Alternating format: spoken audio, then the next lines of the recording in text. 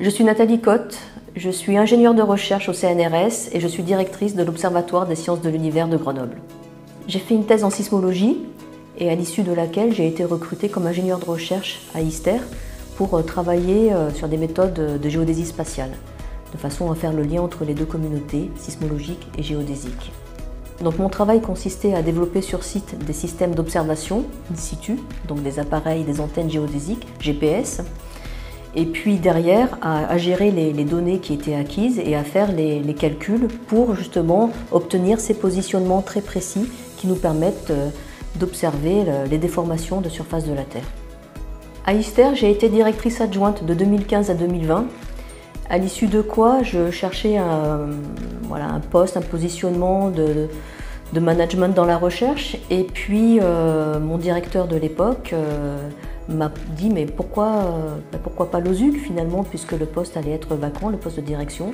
Et puis pour avoir discuté avec différentes personnes en place à l'époque dans la direction ou au niveau de l'Institut, l'INSU, voilà, j'ai décidé de me lancer dans l'aventure.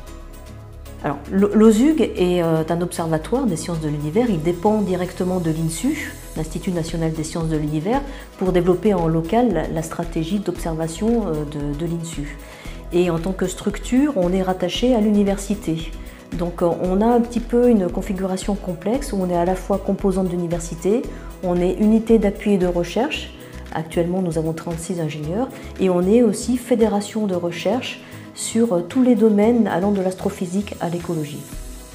Donc au quotidien, je gère évidemment l'unité d'appui et de recherche, l'ensemble des services administratifs, informatiques, communication qui font vivre cette communauté plus large au niveau de la fédération. Et puis aussi, on a cet aspect animation de la fédération de recherche avec des réunions régulières avec l'ensemble des directions concernées.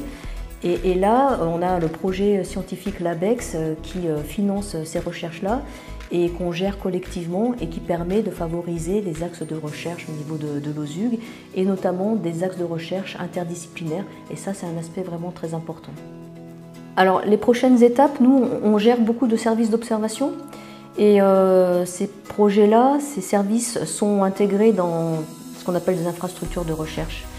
Et tout l'enjeu est de participer à la construction et au fonctionnement de ces infrastructures de recherche qui permettent d'avoir une vue beaucoup plus globale et à l'échelle nationale, mais souvent à l'échelle européenne, de façon à intégrer tous les types d'observations et toutes les approches scientifiques différentes qui se complètent. Je n'aurais jamais imaginé il y a quelques années me retrouver à la direction de l'OSUG parce que ce n'est pas non plus un parcours très classique pour un ingénieur de recherche.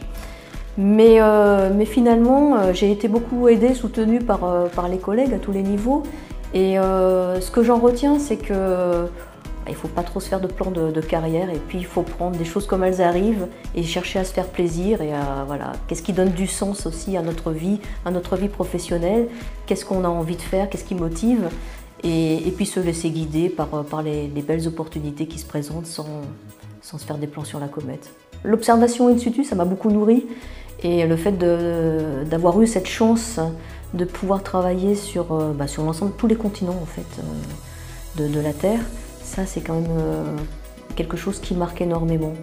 Et sans ce travail-là, je n'aurais jamais pu avoir les mêmes expériences que j'ai pu vivre à la fois avec les collègues avec lesquels je partais, à la fois avec les collègues qui étaient sur place dans des environnements complètement fous et des conditions souvent très difficiles, en altitude, sous la pluie, dans le froid, mais ça fait de très très beaux souvenirs.